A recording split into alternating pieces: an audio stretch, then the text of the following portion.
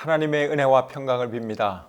사랑하는 성도님 여러분, 오늘 하루 잘 보내셨습니까?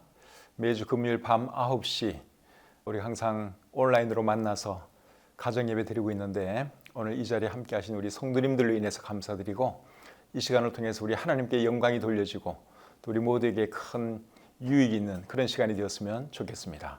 찬송 한 곡 부르면서 오늘 가정예배 시작하도록 하겠습니다.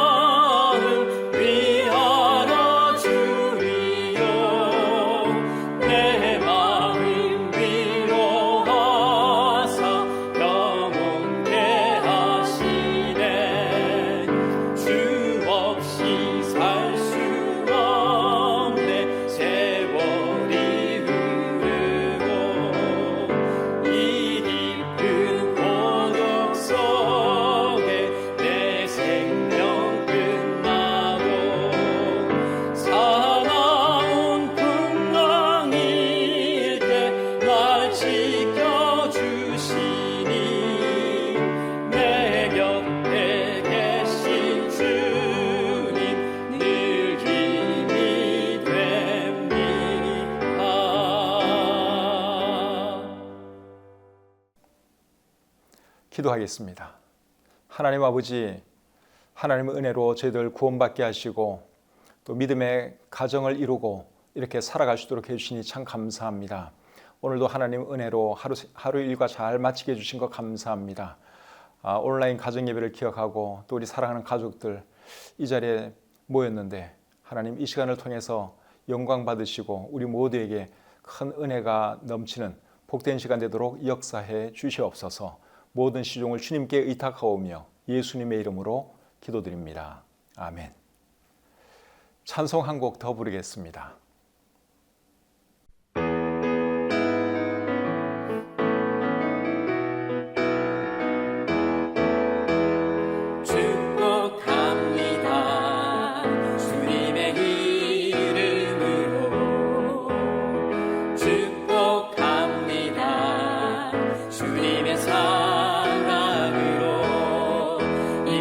모인 주의 거룩한 자녀에게 주님의 기쁨과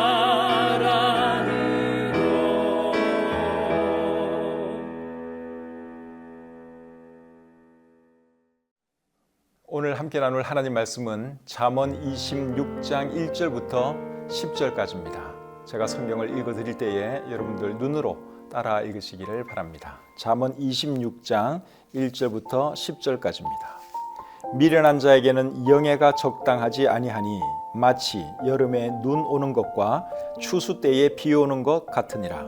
까닭 없는 저주는 참새가 떠도는 것과 제비가 날아가는 것 같이 이루어지지 아니하느니라. 말에게는 채찍이요 나귀에게는 재갈이요 미련한 자의 등에는 막대기니라. 미련한 자의 어리석은 것을 따라 대답하지 말라. 두렵건대 너도 그와 같을까 하노라. 미련한 자에게는 그의 어리석음을 따라 대답하라. 두렵건대 그가 스스로 지혜롭게 여길까 하노라. 미련한 자 편에 기별하는 것은 자기의 발을 베어버림과 해를 받음과 같으니라. 저는 자의 다리는 힘없이 달렸나니 미련한 자의 입의 잠언도 그러하니라. 미련한 자에게 영예를 주는 것은 돌을 물매에 매는 것과 같으니라. 미련한 자의 입의 잠언은 술 취한 자가 손에 든 가시나무 같으니라. 장인이 온갖 것을 만들지라도 미련한 자를 고용하는 것은 지나가는 행인을 고용함과 같으니라. 아멘. 잠언 26장 1절부터 10절까지의 말씀을 읽었습니다. 한 절씩 살펴보면서 우리에게 주시는 교훈이 무엇인가 배워보기를 원합니다. 1절 말씀을 다시 읽겠습니다. 미련한 자에게는 영예가 적당하지 아니하니 마치 여름에 눈 오는 것과 추수 때에 비 오는 것 같으니라. 여름에 눈이 오면 굉장히 이상하겠죠. 그는 계절적으로 말이 되지를 않습니다. 그리고 추수 때에는 보통 비가 안 옵니다.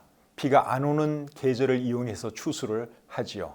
그래서 추수 때에 비가 온다면 그것도 계절적으로 아주 어울리지 않는 일입니다. 그런데 무엇이 여름에 눈 오는 것과 같고 추수 때에 비 오는 것과 같다고 말씀하는가 하면 미련한 자에게 영예가 그렇다는 것입니다. 미련한 자에게 영예 주는 것이 적당한 일이 아니다. 그렇게 말씀하고 있습니다. 이 말씀이 우리에게 주는 교훈이 뭘까요? 영예가 어울리지 않는 미련한 사람 되지 말고 영예가 어울리는 그런 사람이 되라 하는 것이죠. 유명인들 중에 보면은 과거에 저질렀던 잘못 때문에 과거에 행했던 어리석은 일 때문에 나중에 그것이 문제가 되어서 하던 일을 그만두는 그런 경우를 우리가 가끔 봅니다. 일이 그렇게 될 줄 알았으면 과거에 그런 일을 그들이 안 했겠죠. 그런 일을 할 때는 이 일이 문제가 될 줄 그들이 몰랐던 것입니다. 그런데 나중에 이제 결국 그런 일이 드러나면서 수치를 당하게 되고 또 중도 하차하게 되고 그런 것을 우리가 가끔 봅니다. 그래서 우리는 미련한 자가 되면 절대로 안 되고 영예가 어울리는 그런 사람이 되어야 하는 것입니다. 그것이 1절이 우리에게 주는 교훈입니다. 2절 말씀 보겠습니다. 까닭 없는 저주는 참새가 떠도는 것과 제비가 날아가는 것 같이 이루어지지 아니하느니라.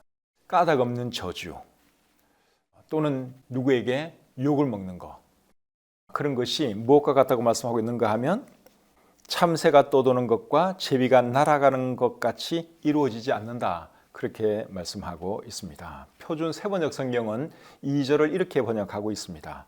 까닭 없는 저주는 아무에게도 미치지 않으니 이는 마치 참새가 떠도는 것과 같고 제비가 날아가는 것과 같다.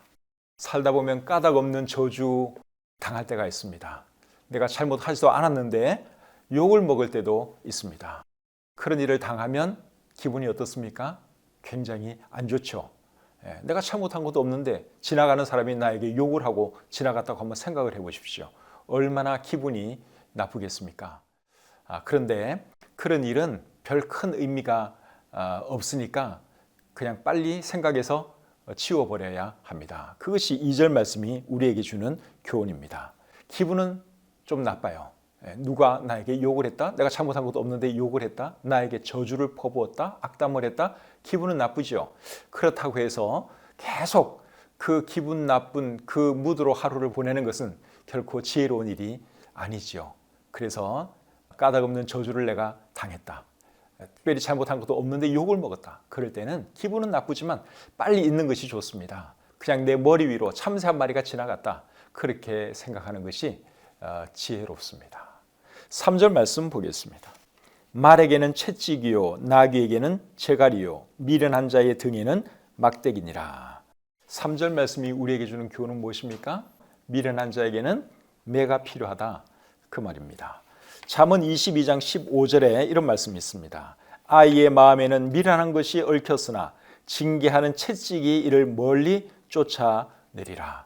그러니까 이런 말씀에 의하면 교육적으로 볼 때 매는 필요하다 하는 것을 우리가 알 수 있죠. 그런데 매를 들 때는 정말 조심해야 됩니다. 왜 조심해야 되는가 하면 이 매질이 잘못하면 폭력이 될 수 있기 때문에 그렇습니다. 잠언 19장 18절에 이렇게 기록하고 있습니다. 내가 내 아들에게 희망이 있은즉 그를 징계하되 죽일 마음은 두지 말지니라. 이게 무슨 말입니까? 징계는 하되 폭력은 행하지 마라, 그러한 뜻입니다. 부모가 자식을 채찍질하다가 매질하다가 이게 감정이 좀 격해지면 단순한 징계가 아니라 이게 폭력이 될 수가 있습니다. 그래서 자녀를 매질할 때도 정말 조심해서 해야 하는 거죠.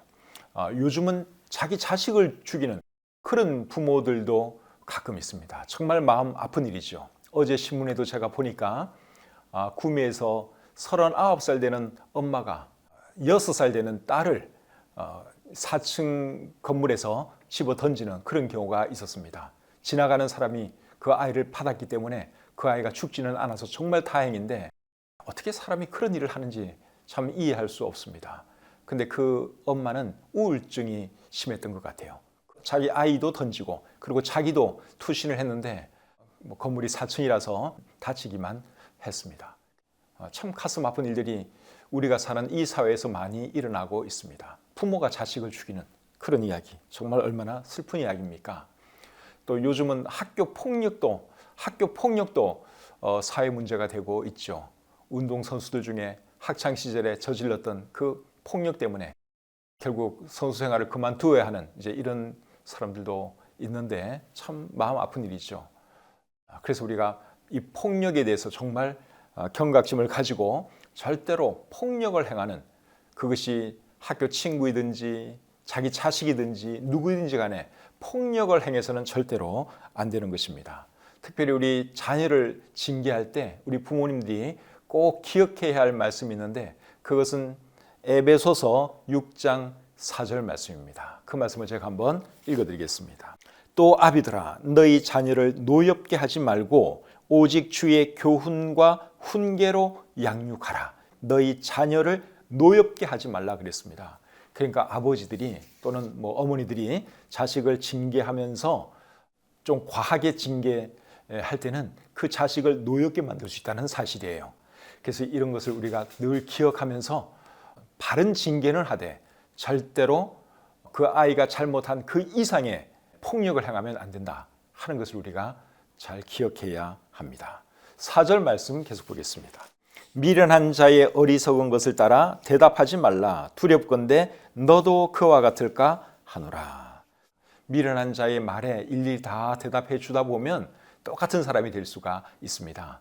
그래서 미련한 자와는 말을 섞지 말라, 그러한 뜻이죠. 그런데 그 다음 절 5절은 또 약간 다른 말씀을 하고 있습니다. 5절 말씀 읽겠습니다. 미련한 자에게는 그의 어리석음을 따라 대답하라. 두렵건대 그가 스스로 지혜롭게 여길까 하노라. 5절에서는 미련한 자에게는 그의 어리석음을 따라 대답하라고 말씀하고 있습니다. 4절에서는 대답하지 말라 그래 놓고 5절에서는 대답하라고 또 말씀하고 있죠. 5절에서 대답하라고 하는 이유는 무엇입니까? 대답을 안 하고 가만히 있으면 그 미련한 자가 자기가 옳은 줄로 여길 수 있기 때문에 대답을 하라는 것이죠. 그래서 상황에 따라서 어떤 때는 대답을 해주고 어떤 때는 대답을 하지 말아야 할 것을 4절과 5절이 우리에게 말해주고 있습니다. 어떤 때는 그러면 대답을 해주고 어떤 때는 대답을 안 해야 할까요? 제 생각에는 무시해도 되는 말은 대답 안 하는 것이 낫습니다. 그러나 꼭 대답해 줘야 될 그런 경우라면 대답해 주는 것이 맞지요. 그래서 대답을 해주는 것이 좋겠는지 안 해주는 것이 좋겠는지 그것을 가릴 줄 아는 것이 지혜라고 생각합니다. 그래서 4절과 5절이 우리에게 주는 교훈은 뭔가 하면 미련한 자와 상대할 때는 지혜가 필요하다 하는 것을 우리에게 교훈으로 주고 있는 것이죠. 6절 말씀 계속 보겠습니다. 미련한 자 편에 기별하는 것은 자기의 발을 베어버림과 해를 받음과 같으니라. 이 말씀의 의미는 뭐겠습니까? 미련한 자에게 말 심부름 잘못시키면 큰 해를 당할 수 있다. 그러한 뜻입니다. 말이라고 하는 것은 어떻게 전달하느냐에 따라서 그 의미가 달라질 수가 있습니다. 나는 좋은 뜻으로 아라고 전달을 했는데 전달하는 사람이 거기에 자기 감정을 섞어서 안 좋게 아라고 만약에 전달한다면 그것은 이제 잘못 전달되게 되는 것이죠. 그래서 정말 중요한 말은 직접 하는 것이 제일 좋습니다. 정말 중요한 말은 다른 사람 시키지 말고 자기가 직접 전하는 것이 제일 좋습니다. 잘못 말 심부름 시키면 내 의도와 다르게 전달될 수 있기 때문에 그렇죠. 또 요즘은 카톡이나 문자를 굉장히 많이 하는 세상인데 카톡이나 문자 쓸 때도 우리가 조심할 필요가 있습니다. 카톡이나 문자는 주로 이제 간단한 말 주고받을 때는 괜찮은데 자세하게 설명해야 될 그런 말들은 전화나 아니면 직접 만나서 하는 것이 좋습니다. 잘못하면 오해할 수 있기 때문에 그랬죠. 나는 그런 뜻으로 쓴 것이 아닌데 다른 그 말을 읽는 사람은 다른 뜻으로 이해할 수 있습니다. 카톡이나 문자가 그런 위험성이 있습니다. 그렇기 때문에 정말 중요한 말은 말로 직접 하는 것이 좋습니다. 전화로 또는 만나서 직접 하는 것이 좋고 그냥 뭐 안부 정도 물을 때라든가 아니면 그냥 간단한 어떤 팩트 주고받을 때 간단한 정보 주고받을 때는 문자나 카톡 괜찮아요. 그러나 자세한 설명이 필요한 이런 말을 할 때는 카톡이나 문자가 별로 도움이 안 될 수도 있습니다. 그래서 우리가 말을 할 때 내 뜻을 상대방에게 전달할 때는 정말 지혜롭게 잘 해야 한다 하는 것이죠. 7절 말씀 보겠습니다. 저는 자의 다리는 힘 없이 달렸나니 미련한 자의 입의 잠언도 그러하니라. 7절 말씀의 의미는 미련한 자의 잠언은 힘이 없다 그거죠. 잠언이라고 하는 것은 우리가 지금 잠언을 보고 있는데 잠언이라고 하는 말의 의미는 가르쳐서 훈계하는 말 그런 뜻입니다. 근데 미련한 자의 잠언은 힘이 없다고 말씀을 하고 있는데 왜 미련한 자의 잠언이 힘이 없겠습니까? 미련한 자가 훈계하는 말을 하거나 충고하는 말을 하면 설득력이 없기 때문에 그런 것이죠. 지혜로운 사람이 똑똑한 사람이 우리에게 무슨 말을 해주면 아 그게 그런가 보다 우리가 그렇게 이해를 하고 받아들이지만 미련한 사람이 우리에게 충고하거나 훈계한다고 한번 생각을 해보십시오. 그 말을 누가 귀 기울여 듣겠습니까? 그래서 미련한 자의 잠언은 힘이 없다 그렇게 말씀하고 있는 것이죠. 그래서 우리가 누구에게 훈계를 하거나 충고할 일이 있을 때는 내 자신이 지혜로운 사람인가? 내가 이런 말을 저 사람에게 해줄 자격이 있는가? 우리 자신을 한번 돌아보고 자격이 있다고 생각될 때 그때 해주어야 합니다. 괜히 자격도 없는데 저 사람이 나에 대해서 전혀 존중하는 마음이 없는데 내가 충고하거나 훈계하는 것은 별 도움이 안 됩니다. 서로에게 도움이 안 됩니다. 그래서 정말 자격이 있다고 생각될 때 내가 말을 하면 저 사람이 반드시 들을 것이다 하는 그런 생각이 있을 때 그때 해주어야지 도움이 되는 것이죠. 8절 말씀 계속 보겠습니다. 미련한 자에게 영예를 주는 것은 돌을 물매에 매는 것과 같으니라. 돌은 물매에 매는 것이 아니라 물매에 올려놓고 그것을 빙글빙글 돌려서 이제 돌을 던지는 것이 물매지요. 그런데 돌을 물매에 매면 어떻게 되겠습니까? 그럼 돌을 던질 수가 없습니다. 돌을 물매에 매는 행위는 굉장히 어리석은 행위입니다. 그런데 무엇이 그와 같다고 말씀하고 있는가 하면 미련한 자에게 영예를 주는 것이 돌을 물매에 매는 것과 같다. 미련한 일이다. 그렇게 말씀하고 있죠. 그래서 누군가에게 영예를 줄 때는 영예에 어울리는 사람인가 그것을 잘 보고 영예를 주어도 주어야 하는 것이죠. 그렇게 하지 않고 아무에게나 어떤 영예를 주게 되면 나중에는 그 준 사람이 수치를 당할 수 있습니다. 뭐 저런 사람에게 저런 영예를 주었을까? 이제 사람들이 그렇게 생각하게 되는 것이죠. 그래서 미련한 자에게 영예를 주는 것은 그것은 어리석은 일이다. 그렇게 말씀하고 있습니다. 9절 말씀 보겠습니다. 미련한 자의 입의 잠언은 술 취한 자가 손에 든 가시나무 같으니라. 술 취한 자가 가시나무를 손에 들고 있으면 어떻겠습니까? 굉장히 위험하겠죠? 술 취했으니까 그 가시나무를 마음대로 휘두를 수가 있죠. 그러면 지나가는 행인을 다치게 만들 수도 있습니다. 그래서 술 취한 자가 가시나무 들고 있는 것은 굉장히 위험한 일입니다. 그런데 무엇이 또 그와 같다고 말씀하고 있는가 하면 미련한 자의 입의 잠언이 그렇다는 것입니다. 미련한 자가 하는 그 잠언이 위험할 수 있다. 그렇게 말씀하고 있는 것이죠. 미련한 자가 하는 잠언, 미련한 자가 하는 훈계가 왜 위험합니까? 훈계한답시고 하면서 다른 사람에게 상처를 줄 수 있기 때문에 그런 것이죠. 그렇기 때문에 미련한 자가 잠언을 말하는 것은 그거는 위험할 수 있다. 그것이 9절 말씀의 내용입니다. 그래서 다른 사람에게 충고나 훈계를 할 때는 내가 정말 그렇게 할 자격이 있는가? 내가 괜히 말 잘못해서 저 사람 상처 주는 것은 아닌가? 저 사람을 내가 공격할 목적으로 내가 지금 훈계하고 있는 것은 아닌가? 잘 생각하면서 해야 하는 것이죠. 마지막 10절입니다. 장인이 온갖 것을 만들지라도 미련한 자를 고용하는 것은 지나가는 행인을 고용함과 같으니라. 10절 말씀은 성경 번역본들마다 조금씩 다르게 번역을 했습니다. 그래서 표준 세번역 성경에는 이렇게 번역을 하고 있습니다. 미련한 사람이나 지나가는 사람을 고용하는 것은 궁수가 닥치는 대로 사람을 쏘아대는 것과 같다. 표준 세번역의 번역은 개역 개정판 성경의 번역과 내용이 많이 다르지요. 그런데 NIV 영어 성경이나 NASB 영어 성경도 표준 세번역의 번역과 같은 뜻으로 번역을 하고 있습니다. 그래서 제 생각에는 표준 세번역 성경 번역이 맞는 번역인 것 같습니다. 활 쏘는 사람이 여러분 활을 아무데나 쏘면 어떻게 되겠어요? 큰일 나는 거죠.